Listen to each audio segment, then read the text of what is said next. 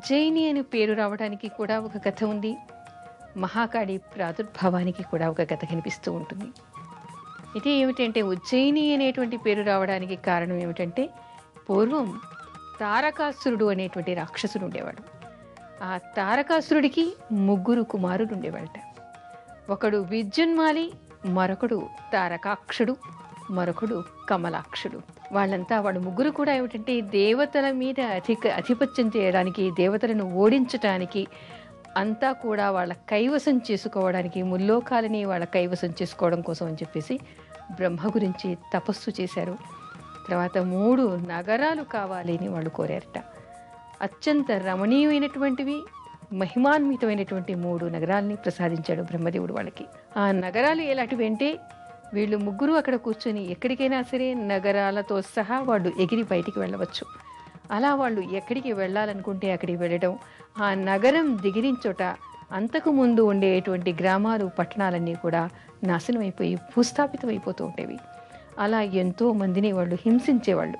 ఇవన్నీ భరించలేక దేవతలంతా వచ్చి శివుణ్ణి ప్రార్థించారట. ఈ త్రిపురాసురులు వీళ్ళకేమిటంటే 3 కాబట్టి 3 పురాలని పెట్టుకొని వీళ్ళు అందరి మీద ఆధిపత్యం చేస్తున్నారు కాబట్టి వీళ్ళకి త్రిపురాసురులు అనేటువంటి పేరు వచ్చింది. అయితే ఈ 3 కూడా వరం కోరుకున్నది ఏమిటంటే ఏకక్షణాన 3 మరణించాలి, ఒకరి చేతిలో మరణించాలి అని. అలాంటి వరం కోరుకున్నారు కాబట్టి వీళ్ళంతా వచ్చి శివుణ్ణి ప్రార్థించారట. శివుడు ఘోర యుద్ధం చేసి ఈ త్రిపురాసులని ఏకకాలంలోనే వధించాడు అనేటువంటి పేరు చెప్తారు. ఆ తర్వాత దూషణుడు అనేటువంటి రాక్షసుడు కూడా అక్కడ బీభత్సం చేస్తూ ఉంటే దూషణుణ్ణి కూడా ఈ మహారుద్రుడై మహాకాళుడై దూషణుణ్ణి కూడా శివుడు సంహరించాడు. కాబట్టి ఇక్కడ త్రిపురాసురులను సంహరించినందుకు, త్రిపురాసురుల్లో యుద్ధం చేయటం వల్ల విజయాన్ని సాధించడం వల్ల ఆ ప్రదేశానికి ఉజ్జయిని అనేటువంటి పేరు వచ్చింది అంటారు. అంటే విజయం సాధించాడు కాబట్టి దానికి ఉజ్జయిని అనేటువంటి పేరు వచ్చింది అంటారు. ఆ తర్వాత ఇక్కడ మహాకాళుడి పక్కన మహాకాళి ఉంది. అయితే మహాకాళి అంటే మనకి మార్కండేయ పురాణంలో కనిపించేది, ఆ తర్వాత దేవి భాగవతంలో కనిపించేది కూడా ఏమిటంటే మహాకాళి అనేటువంటిది భయంకరమైనటువంటి ఆకృతి, 10 తలలు 10 చేతులతో వికృతాకారంగా భయంకరంగా ఉంటుంది అనేటువంటి వర్ణన మనకి కనిపిస్తుంది. కానీ ఈ క్షేత్రంలో మహాకాళి చాలా ప్రశాంతంగా కనిపిస్తుంది. అలా ప్రశాంతంగా ఉండడానికి కూడా మనకి ఒక కథ పురాణంలో తెలుస్తోంది. అదేమిటి అంటే ఒకసారి శివపార్వతులు అక్కడ లోపల కూర్చుని చదరంగం ఆడుతూ ఉన్నారట. ఆడినప్పుడు అమ్మవారి మరో శక్తి అయినటువంటి హరసిద్ధి అనేటువంటి దేవత ఆ ప్రాంగణాన్ని రక్షిస్తూ ఉందిట. అలా రక్షిస్తున్నప్పుడు అక్కడ కొంతమంది చండ ప్రచండులు అనేటువంటి రాక్షసులు బీభత్సం సృష్టించారట ఆ భవనం బయట. ఆ హరసిద్ధి మాత ఈ చండ ప్రచండుల ఇద్దరిని కూడా సంహరించింది. కాబట్టి అక్కడ ఆవిడ స్థిరంగా అమ్మవారి రూపంగా నిలిచిపోయింది అని చెప్తారు. ఆవిడ చాలా ప్రశాంతంగా ఇప్పటికీ కూడా ఉజ్జయినిలోని మహాకాళి భీకర స్వరూపంగా కాకుండా చాలా ప్రశాంతమైన రూపంలో హరసిద్ధి మాతగా పూజలు అందుకుంటోంది. ఈ హరసిద్ధి మాత ఏమిటంటే ఈ మహాకాళ దేవాలయానికి ఎదురుగా ఉండేటువంటి మరో దేవాలయంలో, మరో ఆలయంలో ఈవిడ కొలువై ఉంది. ఇక్కడ ఏమిటంటే అన్నపూర్ణ తర్వాత హరసిద్ధి మాత ఇద్దరు కూడా పూజలు అందుకుంటూ ఉన్నారు. ఈ ఉజ్జయినిలో ఉండేటువంటి మహాకాళి అయినప్పటికీ కూడా ఈవిడ ప్రశాంతంగా ఉంటుంది అనేటువంటి విషయాన్ని చెప్తారు. ఎవరు ఇక్కడ పూజించినా అమ్మవారి అనుగ్రహానికి పాత్రులవుతారు. ఇక్కడ ఈవిడ భయంకర రూపిణి కాదు, ప్రశాంతమైనటువంటి రూపిణి అనేటువంటి మాటను చెప్తారు. మహాకాళి శక్తిపీఠ ఆలయ విశేషాలు ఏమిటి? ఇక్కడ ఉజ్జయినిలో మహాకాళి వెలిసిందని మనం చెప్పుకుంటూ ఉన్నాం. ఇది మహాక్షేత్రం, 7 ముక్తి క్షేత్రాల్లో ఇది ఒకటి అని చెప్తారు. ఇక్కడ కూడా కాశీలాగానే ఇక్కడ మరణించిన వాళ్ళకి ముక్తి లభిస్తుంది అనేటువంటి మాటను చెప్తారు. ఆ తర్వాత ఏమిటంటే ఇక్కడ మహాకాళుడు జ్యోతిర్లింగ స్వరూపం, మహాకాళి శక్తిపీఠంగా చెప్తారు. ఈ శక్తిపీఠం ఎందుకంటే దక్ష ప్రజాపతి కూతురు శివుడి భార్య అయినటువంటి సతీదేవి తన ఆత్మాహుతి చేసుకున్న తర్వాత ఆవిడ శరీరం నుంచి వచ్చినటువంటి మోచేయి భాగం ఇక్కడ పడింది కాబట్టి ఇది ఇక్కడ శక్తిపీఠంగా నిలిచింది అనేటువంటి మాటను చెప్తారు. అయితే ఈ శక్తి మహాకాళి స్వరూపం. ఇక్కడ ఎవరు ఆవిడని కొలిచినా కూడా ఆవిడ ప్రశాంతవదనం, కరుణా దృక్కులు వీళ్ళకి ఆధ్యాత్మిక చింతనని పెంచుతాయి, భక్తి భావాన్ని పెంచుతాయి అనేటువంటి మాటను కూడా చెప్తారు. అయితే ఇది 7 క్షేత్రాల్లో ముక్తి స్థానం అని చెప్తారు. అంతేకాకుండా భూమండలానికి ఈ క్షేత్రం నాభిస్థానం అనేటువంటి మాటను కూడా చెప్తారు. ఆ తర్వాత ఏమిటంటే ఇక్కడ అమ్మవారిని ఎవరైనా కొలిచినా కూడా ఇక్కడ హరసిద్ధి మాతగా, ఆ తర్వాత కాళీమాతగా కూడా పిలుస్తారు. అన్నపూర్ణేశ్వరి ఆలయం కూడా ఆ పక్కనే ఉంది. మహాగణపతి ఆలయం కూడా ఆ పక్కనే ఉంది. అయితే కాళిదాసుకి నాలుక మీద బీజాక్షరాలు రాసినటువంటి కాళీమాత ఈవిడే అంటారు. అయితే ఇక్కడ కాళీమాత ఆలయంలో కాళీ మాత్రం కేవలం ఆవిడ శిరస్సు మాత్రమే ఇక్కడ కనిపిస్తుంది. అయితే ఈ నగరానికి దగ్గరలోనే మరో మందిరం ఉంది. అక్కడ కాళీమాత గుడి ఉంది. అక్కడ ఆవిడకంతా కూడా సింధూరం పూసి ఉంటారు. కాళిదాసుకు వరం ఇచ్చినటువంటి దేవాలయం అది అని చెప్పేసి చాలామంది వచ్చి అక్కడికి పూజలు చేసి ఆవిడ అనుగ్రహాన్ని పొందుతూ ఉంటారు. ఎవరు అక్కడ ఆవిడ్ని అర్చిస్తారో వాళ్ళందరికీ కూడా కాళిదాసు లాగానే ప్రజ్ఞ పెరుగుతుంది అనేటువంటి మాటను కూడా చెప్తూ ఉంటారు.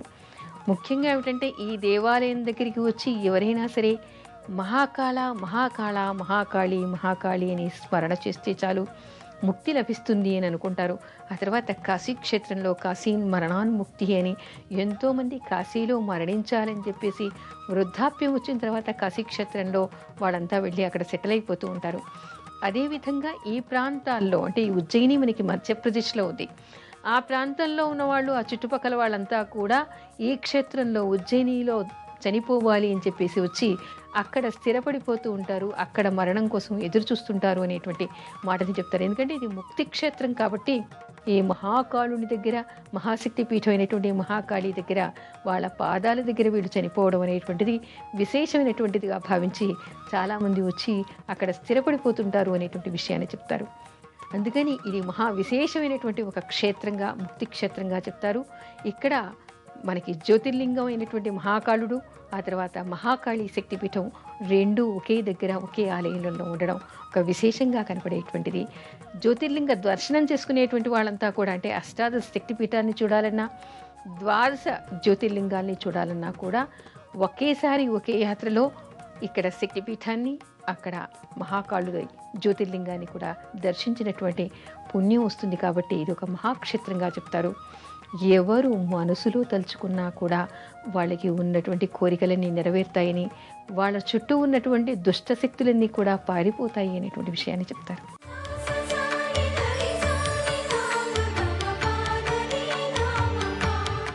రాజ్యాధికారం కావాలంటే అమ్మవారిని ఏ నామంతో అర్చించాలి? మనకి లలితా సహస్రనామంలో ఒక నామం కనిపిస్తుంది. అదేమిటి అంటే రాజ్యదాయిని.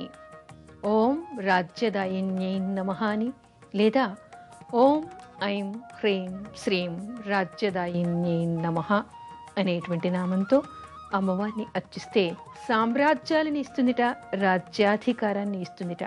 భక్తుని శక్తి సామర్థ్యాన్ని బట్టి, భక్తిని బట్టి వాళ్ళకది ఆవిడ అనుగ్రహిస్తుంది. ఏమిటంటే బ్రహ్మకి సత్యలోకాన్ని, విష్ణువుకు వైకుంఠాన్ని, ఆ తర్వాత శివుడికి కైలాసాన్ని, ఇంద్రుడికి అమరావతిని కూడా ఇచ్చింది ఆ మహాతల్లి అని చెప్తారు. అందుకని ఎవరికైనా కూడా రాజ్యాధికారం కావాలి, స్వరాజ్యం కావాలి అనేటువంటి కోరిక ఉంటే ఆవిడని ఈ నామంతో అర్చించటం వలన, ఈ నామం జపించటం వలన వాళ్ళకి రాజ్యాధికారం వస్తుంది అంటారు. అయితే ఇక్కడ మనం రెండు రకాలుగా చెప్పుకోవచ్చు, అనేక రకాలుగా లలితా సహస్రనామాన్ని మనం చెప్పుకోవచ్చు. ఎందుకంటే ఇది రహస్యనామాలు అంటారు. రహస్యనామాలు అంటే రహస్యంగా చదవాలి, మనసులో చదవాలి అనేటువంటి అర్థం కాదు. ఈ అర్థాలకి, ఈ నామాలకి అనేక అర్థాలు ఉన్నాయి, రహస్యమైనటువంటి అర్థాలు ఉన్నాయి. ఏమిటంటే ఆధ్యాత్మికంగా చెప్పుకోవచ్చు, తాత్వికంగా చెప్పుకోవచ్చు, లౌకికంగా చెప్పుకోవచ్చు, సైంటిఫిక్గా చెప్పుకోవచ్చు. ఎన్నో రకాల అర్థాలు. తర్వాత ఉపాసనా క్రమంలో చెప్పుకోవచ్చు, వామాచారంలో చెప్పుకోవచ్చు, దక్షిణాచారంలో చెప్పుకోవచ్చు, యంత్రసిద్ధికి యంత్రాలు తయారు చేయటానికి చెప్పుకోవచ్చు, మంత్రశాస్త్రంలో చెప్పుకోవచ్చు, తాంత్రిక పద్ధతుల్లో కూడా చెప్పుకోవచ్చు. అనేక కోణాలు, అనేక అర్థాలు ప్రతి నామానికి రహస్యంగా ఉన్నాయి అంటారు. అయితే ఈ నామానికి అన్ని అర్థాలు అక్కర్లేకున్నా రెండు ముఖ్యమైనటువంటివి మనం చెప్పుకోవచ్చు. ఏమిటంటే ప్రతి వ్యక్తికి కూడా లౌకికమైనటువంటిది, పారలౌకికమైనటువంటిది కూడా కావాలి. అదేమిటంటే బ్రతికి ఉన్నంతకాలం భూమండలంలో తనకి కావలసినవన్నీ కోరుకుంటాడు, ఐహికమైనటువంటివి కోరుకుంటాడు. ఆ తర్వాత వృద్ధాప్యంలో పారలౌకికమైనటువంటివి, ఆధ్యాత్మికమైనటువంటివి కోరుకుంటాడు. అయితే అందరూ వృద్ధాప్యంలోనే ఆధ్యాత్మిక చింతన చేసేటువంటి అవసరం లేదు. ఎప్పుడు ఎవరు ఏది కావాలంటే అది వాళ్ళ శక్తి సామర్థ్యాన్ని, వాళ్ళ పుణ్యబలాన్ని, వాళ్ళ భక్తిని బట్టి ఆవిడ వాళ్ళకి ప్రసాదిస్తుంది అని చెప్తారు. అయితే ఇక్కడ మనకి లౌకికంగా చెప్పుకోవాలి అనుకుంటే చక్రవర్తిని ఆవిడ చేయగలదు, దేశానికి రాజును ఆవిడ చేయగలదు, మంత్రిని ఆవిడ చేయగలదు. వాళ్ళు ఏ మేర కోరుకుంటున్నారో ఆ మేరకి వాళ్ళకి శక్తిని, సామ్రాజ్యాన్ని ఆవిడ ప్రసాదించగలదు అనేటువంటి మాట చెప్తారు.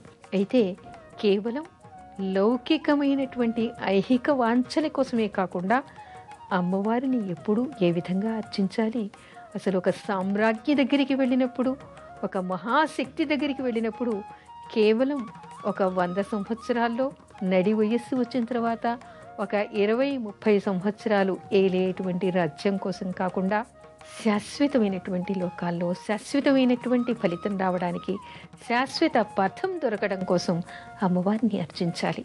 అదేమిటంటే స్వ అంటే తనకు, అంటే తన లోపల ఉన్నటువంటిది ఏమిటి? ఆత్మ. రాజ్యం అంటే ఆత్మ అనేటువంటి రాజ్యాన్ని ఏలాలి.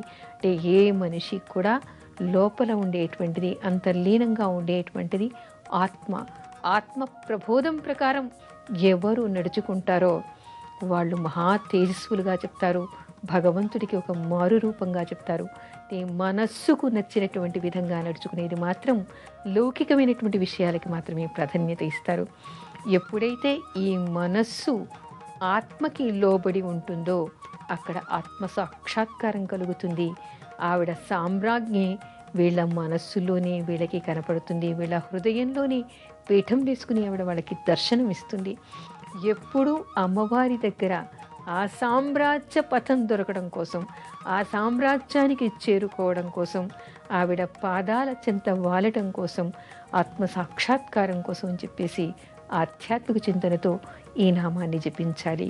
అంటే 2 విధాలుగా ఎవరికి తాత్వికమైనటువంటి చింతన ఉంటుందో, ఎవరు ఈ 30 ఏళ్లకు 20 ఏళ్లకు కావలసినటువంటి పదాన్ని కాకుండా శాశ్వత లోకంలో శాశ్వత సామ్రాజ్యం, ఆవిడ సామ్రాజ్యంలోకి వెళ్ళాలి, ఆవిడ పాదాల దర్శనం కావాలి, ఆవిడ పాదాల దగ్గర ఐక్యమైపోవాలి, సాయుధ్యాన్ని పొందాలి అని అనుకుంటారో వాళ్ళు రాజ్యదాయిని అనేటువంటి నామంతో అర్చించాలి. లేదు కేవలం ఈ జన్మకి చాలు అని ఎవరు అనుకుంటారో రాజ్యం కోసమని, రాజ్యాధికారం కోసమని కూడా ఈ నామంతో అమ్మవారిని అర్చించవచ్చు అని చెప్తారు. ఏది ఏమైనా, ఏది కోరుకున్నా ఇవ్వగలిగేటువంటి మహాశక్తి లలితా పరమేశ్వరి కాబట్టి అమ్మవారిని ఈ నామంతో అర్చించటం వలన ఎవరి శక్తి సామర్థ్యాన్ని బట్టి వారికి ఆవిడ వాళ్ళ కోరికను తీరుస్తుంది అనేటువంటి మాటను చెప్తారు.